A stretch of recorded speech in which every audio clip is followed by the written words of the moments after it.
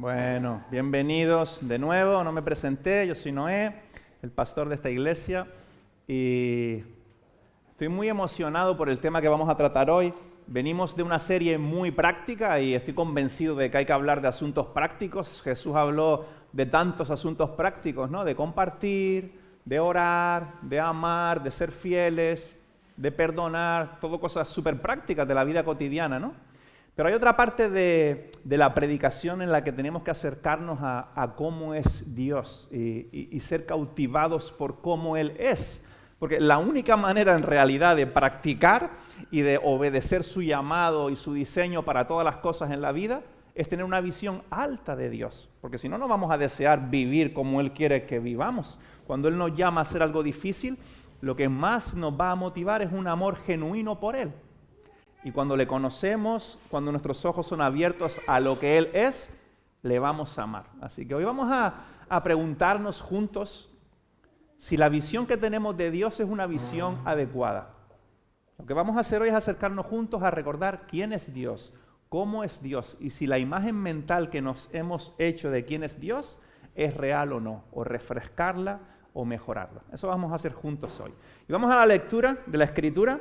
Si vamos a conocer a Dios, tenemos que ir a la palabra de Dios, si no nos vamos a inventar cada uno de nosotros un Dios a nuestra medida, ¿verdad? Y vamos a ir al libro de Oseas. Hoy traigo un mensaje profético, de verdad que traigo un mensaje profético hoy, literalmente, porque vamos a ver al profeta Oseas y qué tiene él que decirnos. Así que acompáñenme allí a Oseas. Es uno de esos libros escurridizos del Antiguo Testamento. Pero si vas por los Salmos, Proverbios, Isaías, Jeremías, Ezequiel, Daniel, Oseas. Ahí está, después de los profetas mayores. Y vamos a leer un solo versículo para comenzar en Oseas capítulo 3. Es un libro muy, muy interesante, un desafío entenderlo también, hay que dedicarle tiempo. Hay un Dios allí que parece que a veces no es el Dios en el cual creemos, un Dios extraordinario. Y comenzamos, dice Oseas 3.1. Me habló una vez más el Señor. Vemos que Oseas era profeta. El Señor le hablaba y él traía la palabra del Señor al pueblo. Deciros simplemente que Oseas vivió aproximadamente en el 700 antes de Jesús. Era contemporáneo de Isaías. Isaías estaba profetizando a Judá, en Jerusalén, en el sur, y Oseas profetizaba en el norte. De hecho, el profeta Oseas, al final de su ministerio, de su trabajo como portador de la palabra del Señor, al final de esta etapa, él vivió el cautiverio asirio. Asiria llegó a Israel y se llevó a las tribus del norte cautivas. Y él vivió esto en el final de su ministerio. Así que su ministerio básicamente fue avisar al pueblo, recordar al pueblo del Dios que tenía, avisarles de que tenían que volverse a Él. Si no iba a suceder lo que finalmente sucedió. Ese es el contexto de este libro, este gran profeta, el profeta Oseas. Y dice que el Señor le habló y le dijo: ve y ama a esa mujer adúltera, que es amante de otro. Ámala como ama el Señor a los israelitas, aunque se hayan vuelto a dioses ajenos y se deleiten con las tortas de pasas que les ofrecen. Cuando éramos adolescentes, Sere y yo no éramos ni siquiera amigos ni conocidos, aunque éramos, por decirlo así, de la misma iglesia. Aunque yo no seguía a Jesús, acompañaba a mi padre unas veces en la iglesia a la que Sere iba, otras veces acompañaba a mi madre en la iglesia a la que mi madre iba. Mis padres se divorciaron cuando yo tenía 7 años, entonces la veía por ahí. Pero Sere era de esas chicas, para hacerlo corto, populares, ¿no? Yo sé que algunos chicos en su instituto iban detrás de ella. Y sé que muchos chicos en la iglesia, teníamos un grupo de jóvenes, yo recuerdo de ir a campamentos de jóvenes en nuestra iglesia con 70 jóvenes, muchos de los chicos de la iglesia también estaban detrás de ella. Ella era carismática, atrevida, ya tocaba, ya cantaba desde muy pequeña, y todos los chicos con su piedad y su carácter tan bonito iban detrás de ella.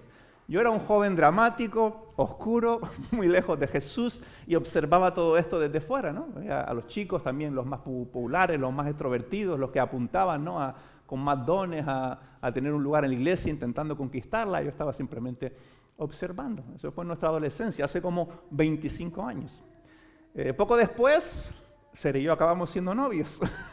Nadie jamás hubiera escrito eso en un papel. Nadie lo hubiera pensado. De hecho, recuerdo que uno de los líderes de nuestra iglesia, un anciano, uno de los pastores de nuestra iglesia, se me acercó un día cuando se enteró que habíamos comenzado a salir Ser y yo, y me dijo, Noé, Ser es una chica de mucho valor, el Señor la usa mucho y la va a usar mucho, ten cuidado, cuídala, como diciendo, tío, tú eres un tío, no me lo dijo, pero tú eres un bala, acabas de venir, te acabas de bautizar, no estropeas a esta chica que es la promesa de la iglesia, ¿no? Recuerdo que nadie apostaba por nosotros. A veces las cosas pasan como nadie piensa que van a pasar. Y a veces Dios también escapa a como nosotros pensamos que es Dios. Por eso he titulado hoy el mensaje Dios fuera del cuadro, porque nosotros muchas veces nos hacemos una imagen de Dios o pintamos cómo creemos que es Dios, cómo creemos que Dios va a actuar, cómo creemos que Dios es, pero Dios continuamente se sale del cuadro, se sale de nuestros cuadros. Y un buen ejemplo es Oseas, este profeta. ¿Ves cuál es el primer consejo que le da Dios? No sé si te impactó este texto, pero yo recuerdo las primeras veces leyendo al profeta Oseas, me habló el Señor y me dijo, ve y ama a esa mujer adúltera. No es lo que esperarías que el Señor te dijera, ¿no? Yo supongo que Oseas, siendo un hombre normal, desearía una mujer fiel, una mujer que le amase, no desearía tener que estar persiguiendo y amando a una mujer que de primeras sabes que es adúltera y que te va a ser infiel. Este Dios que se sale del cuadro le dice al profeta Oseas, ve y ama a esa mujer adúltera, que es amante de otro. Ámala como ama el Señor a su pueblo. El Señor quería usar a Oseas como una ilustración de su amor y lo llevó esto a límites que escapan a nuestra imaginación. Es Dios fuera del cuadro. Entonces Oseas se casó con Gomer, que se llamaba esta mujer, esto lo vemos en los primeros capítulos, y Gomer se cansó de Oseas, le fue infiel a Oseas, se fue con otros hombres, y lo que Dios le está diciendo a Oseas aquí, en este texto, en el capítulo 3, lo vemos en el versículo 2, es que vaya y vuelva a rescatar a esta mujer para sí mismo. Oseas se ha casado con él, esta mujer, como se preveía, ha ido tras otros hombres y Dios le dice, ve otra vez por ella. Y mira lo que sucede en el versículo 2, otra vez Dios fuera del cuadro. Dios le dice a Oseas que haga esto y dice que Oseas, compré entonces a esa mujer por 15 monedas de plata y una carga y media de cebada. Oseas está aquí comprando a una mujer que es su mujer. Una mujer que había corrido lejos de él, está comprándola para sí mismo otra vez. No sé si ves la metáfora. Y le dije, vas a vivir conmigo mucho tiempo, pero sin prostituirte. Serás para mí, Dios fuera del cuadro. Y no es difícil ilustrar esto, y vamos a ver a Dios en su justicia, en su amor extraordinario a través de este texto, pero no es difícil aplicar esto a nuestras vidas.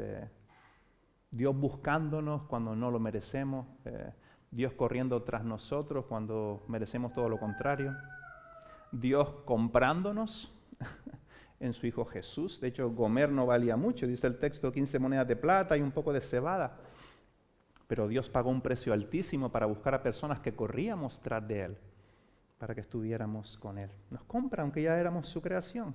Y en el capítulo 11, hemos leído el 3 para ir un poco al contexto de lo que está pasando, pero donde quiero realmente que pasemos tiempo es un poco más adelante. Conocemos a Oseas, lo que está pasando, cómo Dios quiere usarlo. Ahora acompáñame al capítulo 11, porque es allí donde quiero que veamos juntos a Dios fuera del cuadro. En su amor, también en su justicia, también en su santidad, Dios queriendo impactarnos con quién Él es. Y podemos ver 3 etapas, casualmente en este capítulo, no sé por qué siempre salen 3 etapas o 3 puntos. Y la primera es una llamada a mirar atrás. Es algo que a veces no nos gusta hacer en nuestra vida tan rápida, ¿no? A veces pararnos a pensar qué ha estado pasando en los últimos años parece una locura, ¿no? Te pones a pensar qué ha pasado en el último año y te vuelves loco con las cosas que han pasado solo en un año, más si piensas en varios años. Pues el texto nos llama primero a hacer una mirada atrás. Dice el versículo 1 de Oseas 11, donde vamos a estar ahí el resto del tiempo. Dice el Señor, después de estas cosas que han estado pasando, de llamar a Oseas a que busque arrepentimiento en su pueblo, dice ahí el Señor. Desde que Israel era niño, desde que el pueblo de Dios era niño, yo lo amé. De Egipto llamé a mi hijo. La ilustración aquí es un pueblo que continuamente está abandonando a Dios y Dios decide recordarles que continuamente está buscándolos. Desde que era niño, yo lo amé. Lo que el Señor quiere que el pueblo recuerde es que Él los sacó de Egipto, Él los salvó, Él los perdonó, Él los llevó a un lugar mejor y nos obliga por un momento a recordar. Recordar de dónde venimos, recordar simplemente el hecho histórico de lo que Dios hizo para salvarnos, para traer perdón, para hacer una reconciliación con este Dios eterno posible. Recordar cuando Él nos perdonó aquella primera vez, cómo ha seguido perdonándonos en nuestras luces, en nuestras sombras.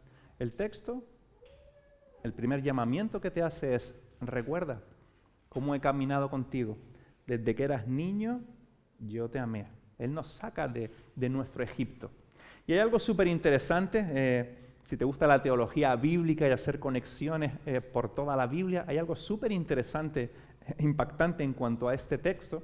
Este texto claramente habla del pueblo de Dios, o sea, se está hablando al pueblo de Dios. Pero ¿sabes qué hace Mateo en los evangelios? Lo aplica a Jesús. Súper interesante. Mira, Mateo 2:15. Dice, hablando de Jesús, estuvo allá, se refiere en Egipto, hasta la muerte de Herodes, para que se cumpliese lo que dijo el Señor por medio del profeta. Y ahora va a citar al profeta Oseas, cuando dijo, de Egipto llamé a mi hijo. Esto es una locura, pero muchos autores leyendo, ¿no? Digo, ¿por qué Mateo usa este texto como si este texto hablara de Jesús, cuando el texto habla del pueblo de Israel? En lo que los autores coinciden es que aquí ven una identificación radical que se escapa a nuestra mente de Jesús con su gente. Porque este texto se aplica a la gente de Jesús, con sus luces y sus sombras.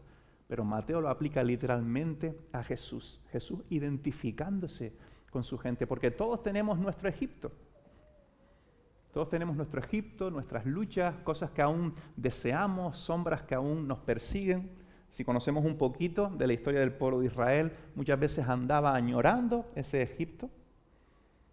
Y Jesús se identifica con nosotros y viene a salvar, a perdonar, a traer vida nueva, a abrir un camino nuevo, a hacer posible una relación con Dios en su muerte y su resurrección. Su identificación con nosotros es radical, escapa a nuestra mente. Dice 2 Corintios 5:21, hasta dónde estuvo dispuesto a llegar. Dice que al que no conoció pecado, Jesús, por nosotros Dios lo hizo pecado, para que nosotros fuésemos hechos justicia de Dios en Él. El texto nos invita, como decía, a mirar atrás, a recordar la bondad del Señor, recordar años, cosas que han sucedido, cómo el Señor te ha traído hasta el presente, y también recordar nuestras sombras, y cómo en medio de nuestras sombras Él brilla, porque en medio de nuestra infidelidad Él siempre es fiel. Dios quiere brillar en nuestros corazones, obligándonos a recordar el pasado. Y luego un contraste, vamos versículo a versículo, y en el versículo 2 hay de repente un contraste. De hecho, una de las traducciones empieza con un pero. Pero cuanto más yo lo llamaba, más se alejaba de mí. Ofrecía sacrificios a los falsos dioses, a los Baales, dioses de aquella época, y quemaba incienso a las imágenes. Dice que llamó a Israel de Egipto, que llamaba a su pueblo, pero este pueblo se alejaba de él continuamente. Baal era un dios de la prosperidad, del éxito. La gente ofrecía sacrificios buscando éxito y buscando prosperidad. Pero cuando Israel prosperó, porque Dios lo prosperó, se apartó. Cuando al pueblo de Dios le iban las cosas mejor o le iban las cosas bien, se apartó. Se olvidó de lo que Dios había hecho por ellos, quizás pensando que en sus propios méritos habían llegado a donde estaban. Y nosotros podemos preguntarnos, en nuestra prosperidad en Occidente, en nuestras comodidades en Occidente, ¿cómo interactúa nuestro corazón y nuestra mente con el obrar de Dios? Lo que Dios hace y lo que nosotros hacemos o no. O cómo valoramos lo que Dios hace en medio de lo que somos, dónde estamos, los recursos que tenemos. Aquí el profeta reparte para todos. Vamos a leer el versículo 2 adaptado a nuestro tiempo. Cuanto más yo los llamo, tanto más se alejan de mí. En su prosperidad descansan en su propia seguridad y ponen su confianza e ilusión fuera de mí. Como decía, podemos recordar el pasado y ver la fidelidad de Dios, pero también podemos ver nuestras sombras. Y esto es parte del Evangelio. No me entusiasma tanto predicar estas partes como otras partes bonitas, pero necesitas recordar que hay oscuridad en ti todavía. Y que en medio de esa oscuridad Dios brilla, Dios es fiel, pero Dios quiere hacer algo también. Y la profecía viene a recordarnos quiénes somos, para que recordemos cuánto necesitamos al Señor. Dice el profeta Oseas un capítulo atrás, en el 10, versículo 1, hablando de esta realidad. Mi pueblo era como una vid frondosa, estaba prosperando, que daba fruto a su antojo, pero cuanto más aumentaba su fruto, más altares se construía. Esto es impactante. Me obligaba a reflexionar esta semana cómo mi progreso, mi prosperidad en mi carácter, en la vida, en lo que sea, ¿me acerca o me aleja al Señor? ¿Me ayuda a confiar más en Él o me ayuda a confiar más en mí mismo y a hacer de mí mismo un ídolo? Cuanto más prosperaba su país, Oseas 10:1, más hermosas hacía sus piedras sagradas a los ídolos. Hay un llamado implícito a la reflexión en este día. ¿De dónde venimos? ¿Dónde estamos? ¿Quiénes somos? Y luego otro contraste. Oseas capítulo 11, versículo 3. El Señor dice, yo llamaba a mi hijo, yo saqué de Egipto a mi hijo, pero mi hijo estaba corriendo tras otras cosas. Versículo 3, otro contraste. Yo con todo eso, fíjate, no pierdas el ritmo de este texto. Yo con todo eso, a pesar de todo, enseñaba a andar al mismo Efraín, a Israel, a mi pueblo, al pueblo de Dios. Mira la imagen que Dios quiere pintar en tu imaginación. Yo con todo eso enseñaba a andar al mismo Efraín, tomándole de los brazos. Y no conoció, pero no conoció que yo le cuidaba. Qué bonito, ¿no? La gente que no cree en el Señor, no sé, he tenido esta conversación muchas veces, ¿no? Creen que Dios es malo, siempre dicen, bueno, si hay un Dios, ¿para qué nos creó? Cuando esas personas no se quitan la vida, les gusta existir, pero ¿por qué nos creó? Con el mundo que tenemos, ¿por qué la maldad? Siempre hay diferentes argumentos, ¿no? Que entiendo, yo lucho todavía con argumentos en cuanto a Dios y llevo 20 años siguiendo a Dios, o sea, no pasa nada, pero normalmente la gente que no cree en Dios, que no siga a Jesús, tiende a pensar que Dios es malo, ¿no? Que tiene intenciones extrañas. Esto le cuesta creer en Dios por esto, ¿no? Pero los que confiamos en Dios, sabemos que Él nos creó libres y llenos de vida, y cuando nos alejamos de Dios, cuando nos alejamos de Él, Él comenzó a buscarnos. Es lo que está diciendo el texto también, Él comenzó a llamarnos. El texto está poniendo delante de nosotros una imagen de un padre ayudando a andar a su hijo. Cuando acaba de decir que su hijo es malo, que no le desea, que está corriendo tras otras cosas, pero ahí está el padre intentando ayudar a andar a su hijo. Él nos busca una y otra vez. Mira la imagen. A pesar de todo, yo con todo eso enseñaba a andar al mismo Efraín, tomándole de los brazos. Imagínate esa imagen de un padre intentando ayudar a su hijo torpe, que se cae una y otra vez, que quiere acercarse a cosas peligrosas una y otra vez, pero ahí está el padre, tomando de los brazos, dice el texto, enseñando, dice el texto, cogiéndote de las manos. Ahí en tus sombras eres llamado a recordar cómo Dios ha estado cogiéndote de las manos. Pero esto es agridulce todo el tiempo, versículo 3 al final, pero no reconoció que yo le cuidaba. Y yo pensaba, ¿cuántas veces no habré reconocido que el Señor me cuidaba? En diferentes partes de mi vida, pensando que quizás era mi habilidad, mi carácter, mi talento, mi fuerza. Quizás el Señor me estaba cuidando, aquel día me dio energías nuevas, abrió un camino que no tenía, una nueva oportunidad en algún aspecto que no tenía. Y yo simplemente di gracias a la suerte, a mi talento, a lo que sea, pero no reconocí que Dios me cuidaba. Hay muchas veces en las que Dios nos cuida que te das cuenta si eres un hijo de Dios. Pero el texto también te recuerda y me recuerda que hay un montón de veces que Dios te ha cuidado, ha estado contigo y no te diste cuenta. Pensaste que era tu mérito, tu mente, tu capacidad, tú tienes cierta facilidad para algo que otros no tienen y eso te ayuda a ir adelante cuando es Dios dándotelo. No reconoció que yo le cuidaba. Y segunda etapa en el texto, en este desarrollo de Dios jugando entre luces y sombras, entre contrastes, seguimos viendo a Dios fuera del cuadro. Ahora en su amor y en su justicia. Está este baile de amor y justicia en el texto. Mira el versículo 4. Es de estos versículos, quizás alguna vez lo has oído, se suele poner en postales, usar para hablar del amor, etc. Pero es un versículo, creo que en este punto, sabiendo el contexto de este texto, de un pueblo que no quiere saber nada de Dios, está a punto de llegar a Siria porque no hay manera de que este pueblo se arrepienta por más que Oseas predique. Y en medio de ese contexto de un pueblo lleno de sombras, versículo 4. Con cuerdas humanas los atraje, con cuerdas de amor. Fíjate cómo se expresa Dios, mostrándose tan vulnerable. Pasa de usar la ilustración de un padre cariñoso, tierno, que está ayudando a su hijo, a usar la ilustración de un pastor, de un ganadero, porque luego habla de que quita el yugo de la cerviz, ¿no?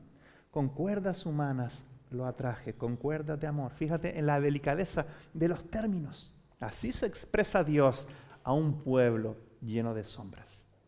La gracia brilla de manera que no podemos entenderlo.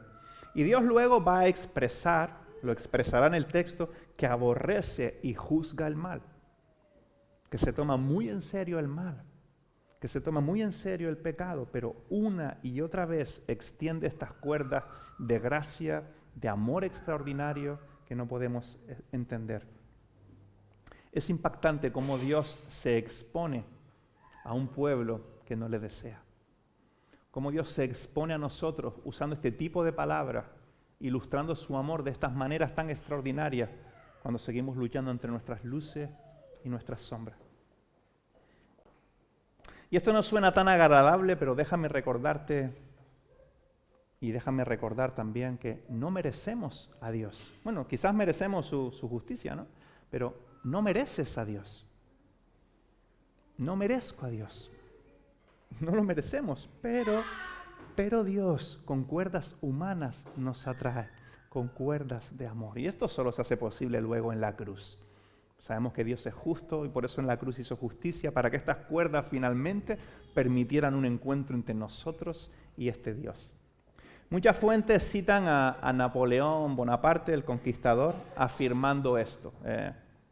Exhausto, asombrado ante cómo es Dios, especialmente en Jesús. Y dice Napoleón: todo lo referente a Cristo me asombra, su espíritu me maravilla, su voluntad me confunde. Entre él y cualquier otro personaje de la historia del mundo no hay un solo término posible de comparación. Ciertamente Alejandro, el César, Carlomagno y yo hemos fundado imperios, pero ¿sobre qué descansan las creaciones de nuestro genio? Sobre la fuerza. Sin embargo, Jesucristo fundó su imperio sobre el amor. Y estoy seguro que aún en esta misma hora, millones de personas de todas las clases sociales, edades, voluntarias y gustosamente darían su vida por Él. Dios, Jesús, fuera del cuadro. Y Dios sigue con la ilustración de un ganadero. Yo nunca, te confieso, he tocado una vaca, un animal de este tipo, pero creo que notamos la fuerza de la ilustración. Podemos imaginarlo. Y dice el versículo 4, fui para ellos, hablando Dios en el profeta, fui para ellos como los que quitan de la cerviz el yugo y con ternura me acerqué para alimentarlo. No quiero ser sentimentaloide, pero la realidad es que la ilustración es hermosa. Es la imagen de un ganadero, de un pastor, quizá al final del día, cuando ya el sol está descendiendo tras las montañas, recogiendo a su ganado. Dice el texto, el momento en el que el pastor comienza a quitar el yugo del ganado, llevar el ganado a un lugar seguro. Dice el texto que se acercó para alimentarlo también, el versículo 4. Te agachas a echar de comer al ganado, quitas su yugo, ves que todo está bien, que el ganado pueda descansar en la noche. No habla del día que el ganado ha tenido, si han rendido más o menos. Lo hace con todo su ganado hace esto al final del día. Toma su ganado y cuida a su ganado. Es la ilustración con la que Dios quiere que el profeta vaya a su pueblo, a impactar a su pueblo con su amor, a impactarnos hoy con su amor. Un Dios que cuida de su gente, mucho más allá del rendimiento de su gente. ¿Cómo llega esto a tu vida? Estas imágenes de Dios brillando en su justicia, brillando en su amor, saliendo de todo cuadro. Pero siguen los contrastes y vienen algunas curvas. Vamos conmigo al texto, versículo 5. No volverán a Egipto, no volverán a la esclavitud en Egipto, pero Asiria reinará sobre ellos. Este pueblo no me quiere, al final asumirán las consecuencias. ¿Por qué? Dice el texto, versículo 5, porque no quisieron volverse a mí. Versículo 6, en sus ciudades se blandirán espadas que destrozarán los barrotes de sus puertas y acabarán con sus planes. Mi pueblo está resuelto a renegar de mi nombre, por eso, aunque me invoquen, no los exaltaré. ¡Wow! ¿Me permites predicar estas palabras duras que no nos gustan tanto? Es el gran aviso de Dios, de que las cosas tienen consecuencias, de que vivir al margen de Dios tiene consecuencias. No es la parte más cómoda de predicar, es también Dios fuera del cuadro. Dios avisando acerca de su juicio, de su justicia. Si miras el versículo 5, sin filtros, dice Dios, ¿no quieres volverte a mí? ¿No quieres seguirme? ¿No quieres recibir la vida que tengo para ti?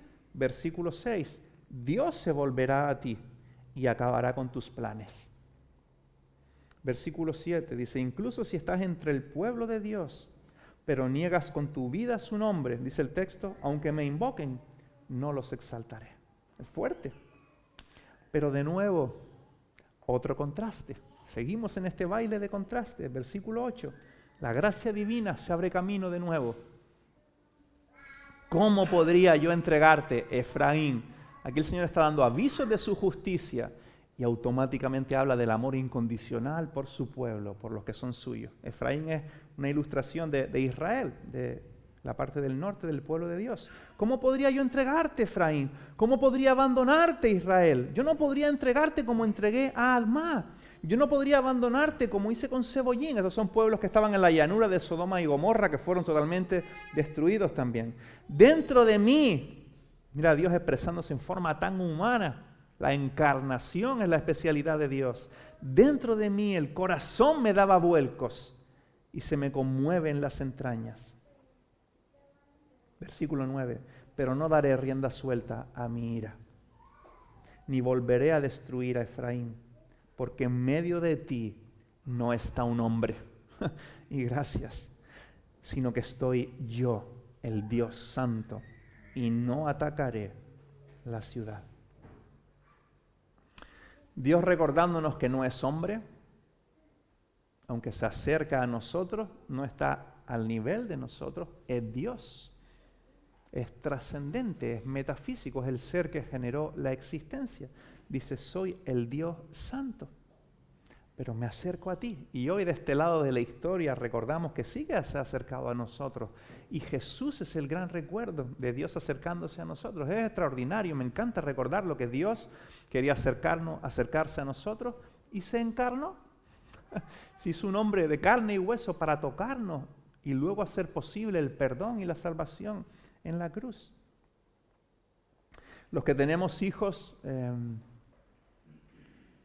podemos entender algo de este amor extraordinario, incondicional de Dios, ¿no? Los padres normalmente, a veces también nos apetece ignorarlo, vamos a decirlo suave, pero amamos incondicionalmente a nuestros hijos, ¿no? Nos vuelven locos, se meten dentro de nuestro ser. Sé que con algunos cuesta más que con otros, esto es una lucha, pero con los hijos a veces los padres experimentamos este amor que soporta y que da más allá de las fuerzas, ¿no? Imagina el amor del Padre de la creación, de este Dios perfecto que dice la Escritura que es en su esencia amor. Por eso se describe así en este texto. Dice, Dios soy y no hombre, el santo en medio de ti. Dios se ha ilustrado como un padre tierno, como un ganadero tierno, y aquí nos recuerda que hará justicia con aquellos que le rechazan. Dice, soy el santo en medio de ti. Y terminamos con la tercera etapa en este texto y termina de manera... Es todo muy retórico, la letra es muy alta, el profeta ha recibido este mensaje de Dios en palabras muy altas, extraordinarias, y termina así, versículos 10 y 11. Una llamada a seguir adelante. En pos del Señor caminarán. El Señor no pierde su esperanza, el Señor sabe que tiene un pueblo para sí. En pos del Señor caminarán. Él rugirá como león, rugirá. Y los hijos vendrán temblando desde el occidente. Versículo 11. Como ave acudirán velozmente de Egipto y de la tierra de Asiria como paloma, y los haré habitar en sus casas, dice el Señor. Una imagen bonita. De hecho, el Señor se plantea como un león, como un leopardo, como un montón de cosas en el libro de Oseas. C.S. Lewis escribió en los 50 estos libros famosos, ¿no? Las Crónicas de Narnia. Por cierto, geniales para leer con los hijos en casa. También hay algunas películas de algunos de los libros. Y un personaje protagonista en estos libros, en las películas, es Aslan. Es el gran león, como termina nuestro texto, con un león. Él es el creador de Narnia, el hijo del gran emperador. Y hay momentos, en el libro pasa, pero en la película es muy impactante porque tienes la imagen y el sonido, en los que el león ruge. Y normalmente, cuando ves a Aslan, lo hacen bastante bien, como es descrito en los libros. Tiene un semblante que transmite sabiduría, que transmite paz, que transmite quietud, que transmite tranquilidad, aunque también transmite la fuerza de un león. De hecho, es un león muy grande, ¿no? Pero normalmente te transmite seguridad. En medio de su ternura y su majestuosidad, te transmite seguridad. Pero hay un par de veces en la película donde Aslan ruge. Son momentos épicos, ¿no? en las películas. Y puede ser por cualquier cosa. Él tiene que decir algo, o él quiere acabar con lo que está pasando, hay circunstancias, hay conflicto, hay guerra, y él quiere frenar todo eso, algo, pero él ruge. Y siempre pasa lo mismo en las películas. Cuando Aslan ruge, silencio. Da igual que sea en medio de una batalla, que sea porque todo el mundo está hablando y nadie le atiende. Cuando él ruge, todo el mundo calla y le atiende. Y es lo que está pasando en nuestro texto. Versículo 10. Él rugirá como león. Este Dios justo va a hacer lo que sea necesario para alcanzar a su gente, para cautivar a su pueblo, para recordar a su pueblo que Él vale la pena, que su diseño para la vida vale la pena, y seguir atrayendo a su gente para que encuentren en Él perdón y vida. Y dice el texto, afirmamos que la misión es posible porque dice el texto que los hijos vendrán. Los hijos vendrán y yo los estableceré en sus casas, en su hogar. Y en los libros de las Crónicas de Narnia hay una niña, los diferentes niños que aparecen, entiendo que simbolizan o ilustran diferentes personas viviendo su fe de diferentes maneras, ¿no? Y Lucy es como esa persona piadosa que ama a Dios porque sí, que su corazón desea a Dios todo el tiempo. Entonces, lo ves en los libros y lo ves en las películas. Si está con Aslan, está disfrutando de Aslan. Y si no está con él, porque Aslan muchas veces desaparece, hay que vivir por fe en la película, está buscando a Aslan, está soñando con Aslan. Lucy desea a Aslan todo el tiempo. Y en un momento de conflicto están las cosas muy tensas, los enemigos están por llegar, hay tensión en el ambiente y Lucy le dice a Aslan, qué hermoso eres, puedes comerme si quieres, prefiero que me devores tú a servir de alimento a cualquier otro. Está diciéndole de alguna manera muchas cosas muy profundas, ¿no? Pero sí, te seguiré, Señor. Soy leal a ti, te prefiero a ti. Solo a ti responderé, versículo 10, al rugido del león. Este es un texto que nos invita a ser asombrados con Dios fuera del cuadro. Vemos ilustraciones de Dios que nos explotan la cabeza, con un padre levantando a su hijo, un pastor llevando el ganado a descansar. Vemos ilustraciones de Dios siendo justo, recordando que hay justicia, que es un Dios santo, que no es un hombre y que hará justicia, que habrá consecuencia, que Asiria llegará, habrá un cautiverio, habrán consecuencias. Un Dios ayudándonos, versículo 1, a recordar el pasado, de dónde venimos. Un Dios extraordinario, pero sin ninguna duda un Dios que nos ama. Es así. un Dios que abrió camino hace 2000 años en Cristo Jesús para una vida nueva, para traernos esperanza, para sostenernos en el sufrimiento, para celebrar con nosotros en la victoria, para usarnos en su misión. Así que pregúntate, ¿cómo interactúa con tu corazón, con tus circunstancias, este Dios fuera del cuadro, en nuestro texto hoy? ¿Cómo te llama, cómo te exhorta, cómo te anima? ¿Te guía a confesar algo? ¿Te anima a seguir adelante? ¿Te recuerda que está contigo? ¿Cómo interactúa este Dios con tu corazón, con tu mente, con tu concepción de quién es Él con tu propia historia? Es tan sencillo como un texto que nos anima y nos guía a ser asombrados por Dios, para confiar en Él, disfrutar de Él y vivir por y para Él. ¿Terminamos orando juntos?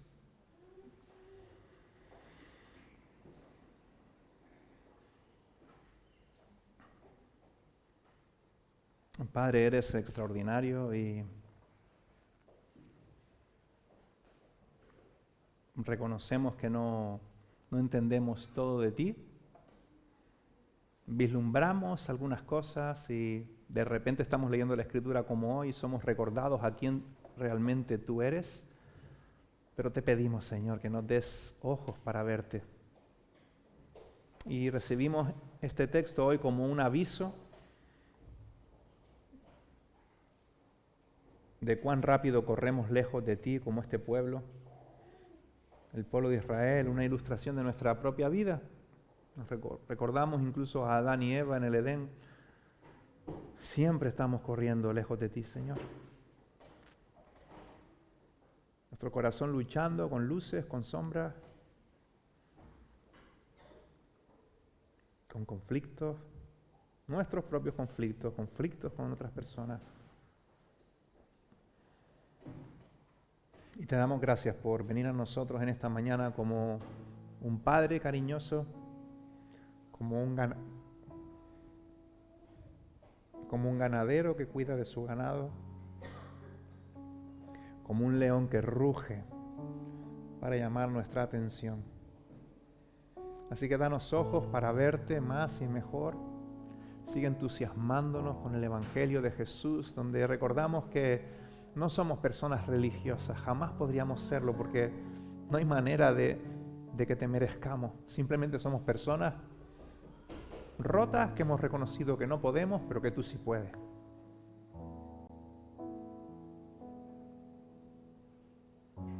Y que en Jesús te has acercado a nosotros para hacerlo todo posible. Abrir los caminos para la salvación, para la vida, para la misión. Ayúdanos a amarte más y mejor, amarnos más y mejor los unos a los otros y amar este mundo en el cual estamos en misión. Y trae salvación, Señor. Si estás aquí hoy quizás con luchas, con mentales, lo que sea, puedes creer en Jesús en medio de tus luchas y decirle con tus propias palabras: creo en ti, no entiendo todo, perdóname, sálvame, eres el Hijo de Dios, moriste en la cruz también por mis pecados y quiero comenzar a seguirte. Este león ruge. Y si estamos vivos y este mundo sigue girando, es porque este león sigue rugiendo, sigue llamando a su gente a venir a Él. Te adoramos, Señor. Te adoramos, Señor. En el nombre de Jesús. Amén.